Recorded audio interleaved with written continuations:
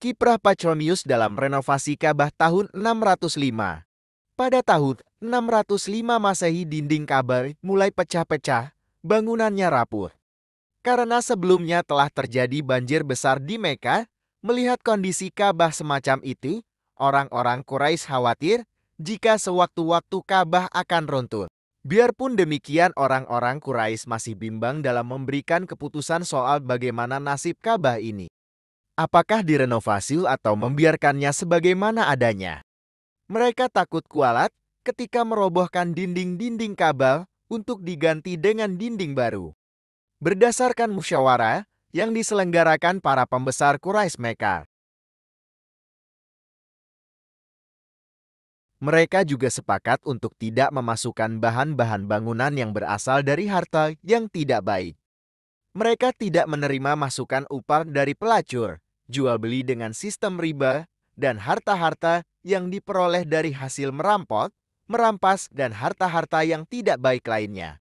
Kegiatan renovasi Ka'bah ini bukan kegiatan main-main, melainkan sebuah kegiatan pembangunan yang besar di zamannya, sekaligus juga penuh resiko.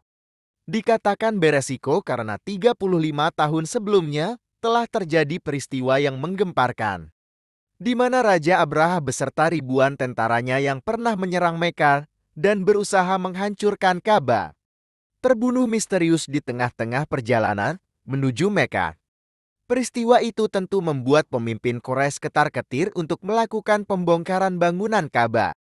Rencana renovasi Ka'bah yang digagas para pemuka Quraisy ini dirancang dengan matang, didahului dengan rapat-rapat khusus di antara pemimpin suku Quraisy, disusul dengan kegiatan pengumpulan dana, penentuan hari pelaksanaan pembangunan, penentuan orang-orang yang layak ikut membangun Ka'bah sampai pada pemilihan arsitek ahli bangunan yang tepat untuk melakukan renovasi itu.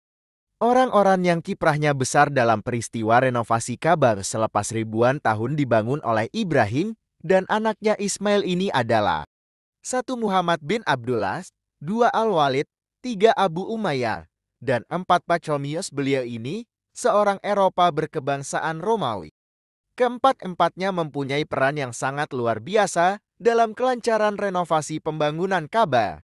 Sebab sebagaimana diketahui, dalam sejarahnya renovasi Ka'bah yang pertama ini hampir mangkrak karena kekurangan dana dan perselisihan antar suku. Adapun penjelasan mengenai peran dari ketiga tokoh di atas adalah sebagai berikut. Muhammad bin Abdullah seorang pemuda yang diberi julukan si Jujun. Kelak pemuda ini akan menjadi nabi akhir zaman. Kiprah beliau dalam kegiatan renovasi Ka'bah pada masa ini adalah berhasil melerai pertengkaran antar suku ketika peristiwa peletakan Hajar Aswad di salah satu sisi bangunan Ka'bah. Seandainya tidak ada beliau, maka sudah pasti Ka'bah waktu itu banjir darah. Setelah selesai direnovasi, Abu Umayyah bin Al-Mughirah Al-Makhzumih, seorang bijak yang menampilkan jalan keluar ketika suku Quraisy saling hatam soal peristiwa peletakan Hajar Aswad di tempat asalnya. Beliaulah yang mengusulkan agar Muhammad bin Abdullah dijadikan sebagai hakim atau penengah dalam peristiwa peletakan Hajar Aswad.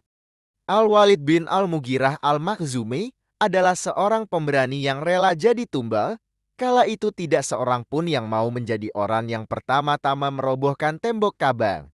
Sebab takut kualat dan terjadi apa-apa pada diri mereka, Al-Walidlah orang yang pertama melakukan pembongkaran. Beliau rela terjadi kutub atau semacamnya. Setelah orang-orang Quraisy melihat tidak terjadi apa-apa terhadap Al-Walid selepas pembongkaran Ka'bah, kemudian yang lain pun akhirnya mau melakukan pembongkaran Ka'bah dan melakukan renovasi terhadapnya. Nama lain Bakum adalah arsitek ahli bangunan asal Romawi yang disewa oleh orang-orang Quraisy untuk menangani proyek renovasi Ka'bah. Tanpa beliau tentu, renovasi pembangunan Ka'bah tidak akan berjalan profesional. Oleh karena itulah jasa beliau dalam renovasi Ka'bah ini sangat besar. Beliau diceritakan mampu melanjutkan pembangunan Ka'bah hingga selesai meskipun waktu itu desain perencanaan pembangunan berubah karena anggaran renovasi pembangunan Ka'bah menipis. Wallahu alam bishawab. Terima kasih.